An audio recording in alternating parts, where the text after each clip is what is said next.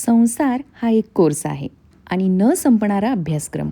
रोज परीक्षा द्यायची आणि यांचं रोज टेक्स्टही बदलणार हं. याला करिक्युलम नाही, डिग्री नाही, डिप्लोमा नाही, गाईडही नाही. आपण एका न संपणाऱ्या कोर्सला बसलेलो आहोत. ज्यांचं लग्न झालंय आणि ज्यांचा संसार सुरू आहे. हाय हॅलो नमस्कार, मी शुभांगी एका नवीन व्लॉगमध्ये तुम्हा सर्वांचे अगदी मनापासून स्वागत करते. हा संडेचा व्लॉग आहे हो. आणि पहाटे उठली मी 5 वाजता उठले होते, पण लिटरली मी 45 मिनटं टाईमपास केला आणि त्यानंतर कामाला लागली आहे. आता हा प्रीतीसाठी ब्रेकफास्ट बनवते आहे, त्याचा क्लास आहे आज आणि त्यानंतर निवांत स्वयंपाक. आज भल्या पहाटे उठून लगेच स्वयंपाकाला लागलेली नाही आहे. बरं वाटतं कधीतरी ना रुटीन चेंज. जेव्हा मला वेगळं काही करायचं नसतं, म्हणजेच ब्रेकफास्टसाठी खूप काही कष्ट करायचं नसतं, आळस करायचा असतो, तेव्हा हमखास या दोघांना मी हा ब्रेकफास्ट देते. म्हणूनच घरातनं नेहमी कॉर्नफ्लेक्स पाहिजेत. कसं आहे की अशा वेळेला खरंच खूप कामाला येतात आणि आपल्यालाही समाधान की आपण हेल्दी काहीतरी खाऊ घातले. तर ब्ल्यूबेरी, क्रॅनबेरी, प्रून्स, काळे मनुके, वेगवेगळे सीड्स, त्यामध्ये पंपकिन सीड्स, वॉटरमेलन सीड्स, मध, दूध, बस आणि असा हा छान हेल्दी ब्रेकफास्ट रेडी. आपणही खाऊ शकतो, पण मला नाही आवडत हा मनापासून खायला. खरं तर मीही खायला हवा, कारण खूप एनर्जी देणारा आणि हेल्दी ब्रेकफास्ट आहे हा सुद्धा. पण आज मी हे फक्त प्रितीशला देते आहे. आहोही कधी कधी खाऊन जातात, त्यांनाही खूप आवडतं हे.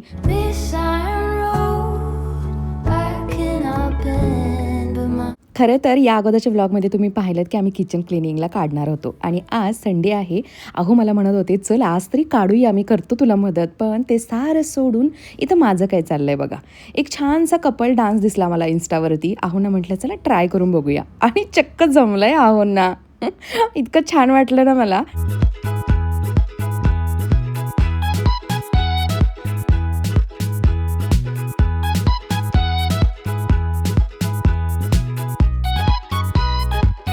अख्खे धने, जिरे, हिरवी मिरची, कोथिंबीर, लसूण हे सारं मी वाटून घेतलं होतं. जी काही पिठं घरात अवेलेबल आहे ती सगळी घ्यायची. इथे माझ्याकडे 3च होते, गव्हाचं, ज्वारीचं आणि बेसनचं. बाजरीचं ही पीठ होतं माझ्याकडे, पण मी विसरले होते. ओल्या कांद्याची पात, पांढरा कांदा, खूप सारी कोथिंबीर, मेथीही टाकू शकले असते पण मी नाही टाकलेली. खूप सारा ओवा, तीळ, लाल तिखट आणि गरम करून तेल यामध्ये ॲड करायचं आहे. तर लाकडी घाण्यावरती बनवलेलं हे तेल आहे, कोल्ड प्रेसवालं. तर 2 बॉटल आता तुम्ही पाहिल्या. तर जी बॉटल मी ठेवून दिली ना, तर ती प्युअर शेंगदाणा तेलाची होती आणि हे मिक्सवालं तेल आहे जे मी रेग्युलर यूज करते. मिक्सवालं तेल हे 350 रुपये आय थिंक आणि शेंगदाणा तेल 300 का 350 समथिंग काहीतरी रेट आहे त्यांचा सध्याचा. तर कोणाला जर का घ्यायचं असेल तर माझ्याकडे डिटेल्स आहेत, मी शेअर करते. मी काय त्यांचं प्रमोशन करत नाही, पण त्यांच्याकडे प्युअर लाकडी घाण्यावरचं तेल मिळतं म्हणून मी तुम्हाला सांगितलं. आणि आज कॉन्सिडन्स की हे दिसलं व्हिडिओमध्ये. तर चला थालीपीठाचं मळून ठेवून दिलं आणि लगेचच मला ना एक कॉमेंट आली होती की लोणी नेहमी हे दिवसा काढ, संध्याकाळच्या वेळेला, रात्रीच्या वेळेला काढू नको. तर मी तेव्हापासून लोणी हे दुपारी किंवा सकाळी काढायला प्रेफर करते आहे सध्या. तर आज सकाळीच हे काढून घेतलं.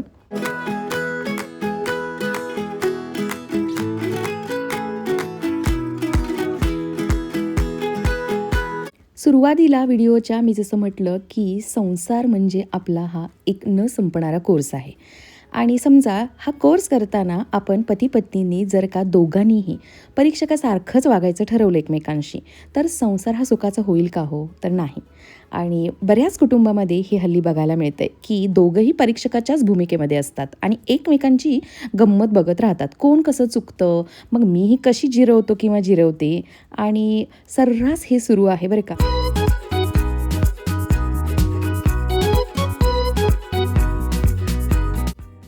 कसं झालं हे मॅन्डेटरी आहे विचारणं. एकच नंबर. दही 1 नंबर आहे का थालीपीठ 1 नंबर? थालीपीठ 1 नंबर. कारण दही त्याच काय करतो करायचं? दही तुम्ही लावले ना, त्याचं काय थोडी करायचं? मग एवढी छान मी थालीपीठं केलेत. माझं ऐकणार का एक? थालीपीठापुरं दही पिका आहे. हो ना. आज शॉपिंगला जायचं वेस्ट साईडला. कित्येक वर्ष झालं आपण गेलो नाही. वर्ष कसं आता? हो, मालदीवला जायच्या अगोदर गेलेलो आपण वेस्ट साईडला. वेस्ट साईडला बघू जायचं. चलो. थालीपीठ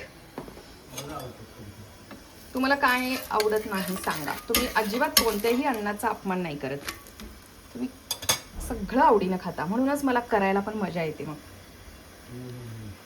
हा पदार्थ आवडत नाही, तो पदार्थ आवडत नाही, हे असंच झालं, ते तसंच झालंय, असलं असलं काही तक्रार नसते. कशामध्ये? हो.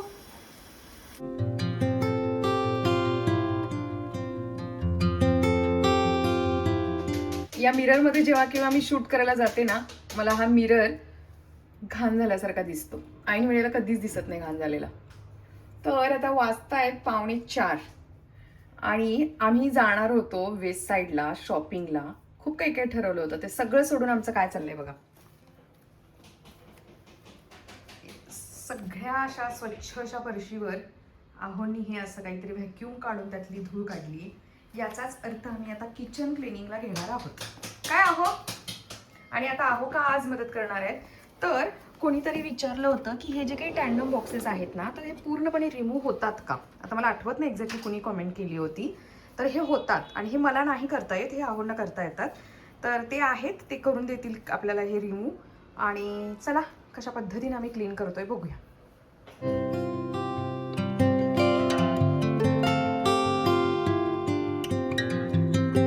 संसार हा आपल्याला रोज एक नवीन प्रश्नपत्रिका देत असतो, ऐनवेळी, अगोदर कधीही न फुटणारी, आणि ती आपण दोघांनी मिळून सोडवायची असते. आणि संसार हा असा एक कोर्स आहे की याच कोर्समध्ये फक्त पेपर सोडवताना कॉपी करायची परवानगी आहे बरं का.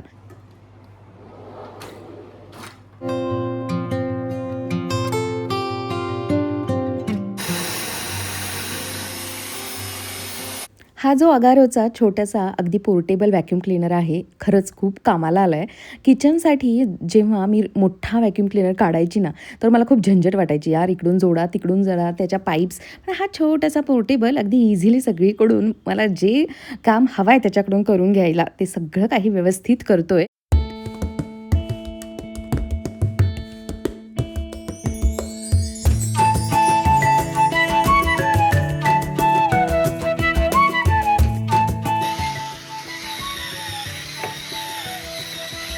खरं बघायला गेलं तर आमचं किचन क्लीन करायला खूप म्हणजे खूप सोपं आहे. आता तुम्ही पाहताय की इथे ना स्टीलच्या ट्रॉली वगैरे अजिबात नाही आहेत. त्यामुळे त्या काढा, घासा, सुकवा असं काहीच नाही आहे. खूप प्लेन असा हा पार्ट आहे. याला स्टँडम बोलतात. हे हेतीजचे टँडम्स आम्ही बसवलेले आहेत. इनोटेकही बोलतात. मी बऱ्याच वेळा सांगितलं आहे. पण एक कॉमेंट होती, त्याचंच मी उत्तर देते आहे की हे पूर्णपणे बाहेर निघतं का? तर हो, हे बघा. याचे जे काही चॅनल्स आहेत ते अगदी स्मूथ आहेत आणि चांगल्या क्वालिटीचे आहेत. हां, पण क्वालिटीप्रमाणेच हे बघा, इथे मी दाखवलं तुम्हाला की हेतीजचे आहेत. याला कॉस्टही खूप आहे. म्हणजे जर का तुम्ही स्टीलच्या ट्रॉलीज बनवत असाल ना, तर त्याच्या अगदी तिप्पट रक्कम या टँडम्सना द्यावी लागते. म्हणजे एवढं महाग जातं किचन. पण एकदाच आपण बनवतो ना आणि खूप मजबूत बनतं. वापरायला, क्लीन करायला तुम्ही पाहताय की किती सोपं आहे. अगदी हे प्लाय, हे लॅमिनेट आम्ही त्यासाठीच खूप हाय क्वालिटीचं बसवलेलं आहे. हे बघा, हे चॅनल्स किती स्मूथ आहेत. याच्यावरतीच ते ॲटोमॅटिक आत जातं. ॲक्च्युली हे सॉफ्ट क्लोथचं आहे. याला पुश करण्याची म्हणजेच ढकलून असं जे आत्ता आहोनी बंद केलं ना, तसं बंद करण्याची गरज नसते. जस्ट पुश करून सोडून द्यायचं, ते ॲटोमॅटिक बंद होतं.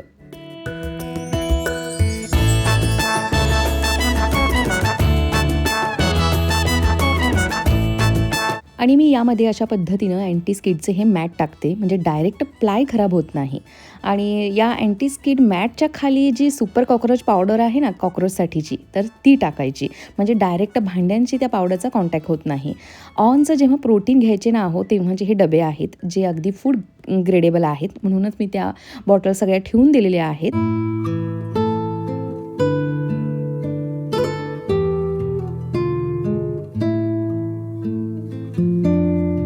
अर्धसुद्धा किचन झालेलं नाही आहे आणि मी कंटाळली आहे. बस झालं बाई आता. म्हणजे रविवार हा आजचासुद्धा असाच कामात गेला. मी आता बस केलेला आहे आणि राहुनीही सांगितलं, ठीक आहे तू थांब, आता मी बनवतो मस्त कडक असा चहा. तर राहुनी चहा बनवला, तो घेतला आणि पुन्हा मी कामाला लागली आहे. कारण किचन राहिलं हो बाजूला, पण बाकीचीही घरातली कामं आहेतच की आपली ठरलेली.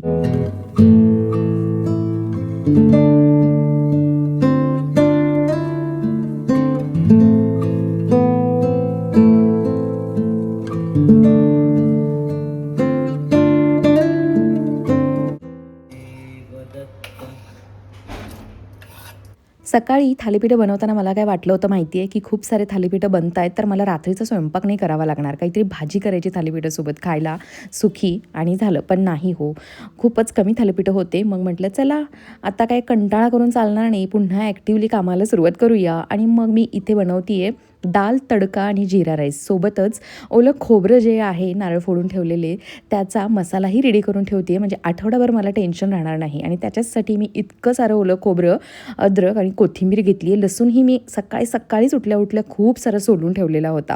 तर जीरा राईसला फोडणी घातली. तेलामध्ये खूप सारे जिरे आणि आज चक्क मी कढाईमध्ये भात बनवते आहे.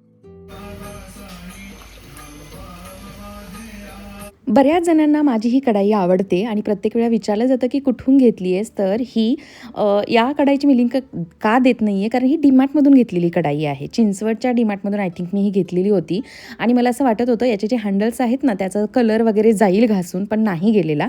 तर चांगली कढाई आहे आणि अजून ही डीमार्टमध्ये ही आहे अवेलेबल, तुम्ही चेक करू शकता. चिंचवडच्या डीमार्टला मोशीच्या डीमार्टपेक्षा जास्त व्हरायटी असते, म्हणून अधेमध्ये आम्ही तिकडे जात असतो.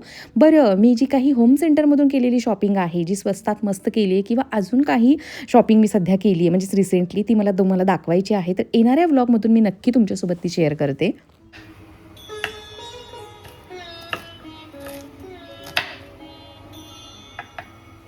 असा हा मसाला बनवून ठेवला ना, की आठवड्याभराचं टेन्शन मिटतं. कधी वाटलंच की काही ग्रेव्हीची भाजी करायची आहे, तर लगेच हाताशी राहतो हा मसाला. बरं, खूप सारा मसाला जेव्हा आपण हा बनवतो ना, तर तेव्हा अर्धा यामधला फ्रीजमध्ये आणि उरलेला अर्धा फ्रीझरमध्ये अशा पद्धतीनं मी ठेवून देते.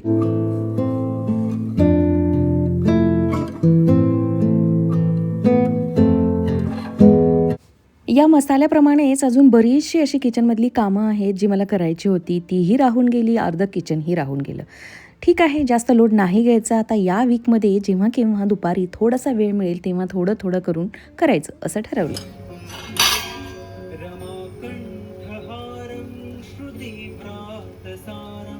आठवडाभर रोज सकाळ आणि संध्याकाळ स्वयंपाक करून एखाद्या दिवशी रात्रीचा स्वयंपाक जेव्हा करायचा नसतो, तेव्हा किती मनाला बरं वाटतं ना आपल्या. तसंच मलाही वाटलं होतं आज सकाळी, की आज मला काही नाही करावं लागणार. पण पाहताय तुम्ही किती काय करावं लागतंय.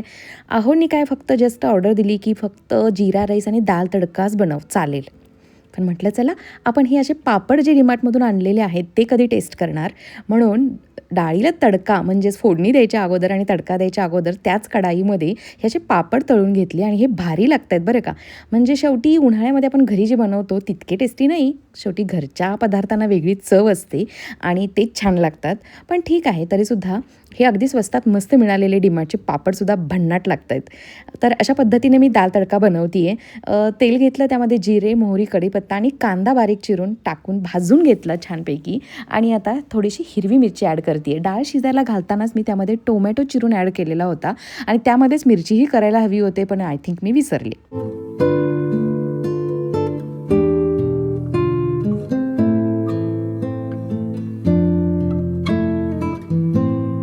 आणि आत्ताच ताजा बनवलेला हा लसूण, खोबरं, कढीपत्ता, कोथिंबीर घालून केलेला हा मसाला. म्हणूनच हा मसाला घरी असेल ना, तर खूप मनाला बरं वाटतं, की पटकन भाजीला फोडणी घालता येते. अशा पद्धतीनं डाळ तडका, अंडा करीला सुद्धा मी हा मसाला वापरते जर का रेडी असेल. आणि बाकी मग आपण कांदा, टोमॅटो भाजून त्याची पेस्ट करून टाका अथवा न टाका, गावच्या स्टाईलची अंडा करी फक्त हा मसाला घालून भारी बनते.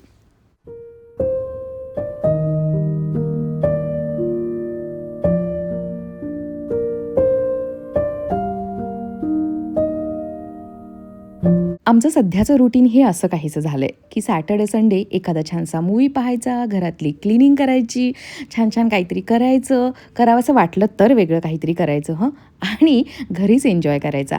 कारणही तसंच आहे ना, आता मुलगा आपला एवढा अभ्यासात मग्न आहे आणि प्रामाणिकपणे तो करण्याचा प्रयत्न करतोय, तर त्याला सपोर्ट करणं हे आमचं काम आहे. आणि म्हणूनच आम्हीही कुठेही बाहेर न जाता घरीच राहणं प्रेफर करतोय.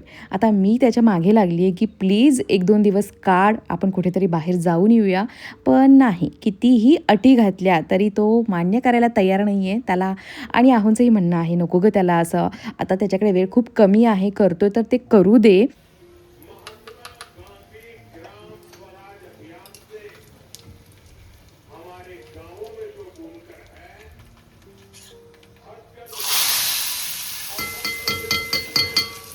अगदी ढाबा स्टाईल दाल तडका बनतो हां अशा पद्धतीनं. आणि दाल तडक्यासाठी ना मी प्रॉपर फक्त तुरीची डाळ यूज करते. कधी कधी मिक्स डाळही वापरते, पण त्यापेक्षा मला ना प्लेन तुरीच्या डाळीचा डाळ तडका आहे ना मस्त लागतो, अगदी छान लागतो.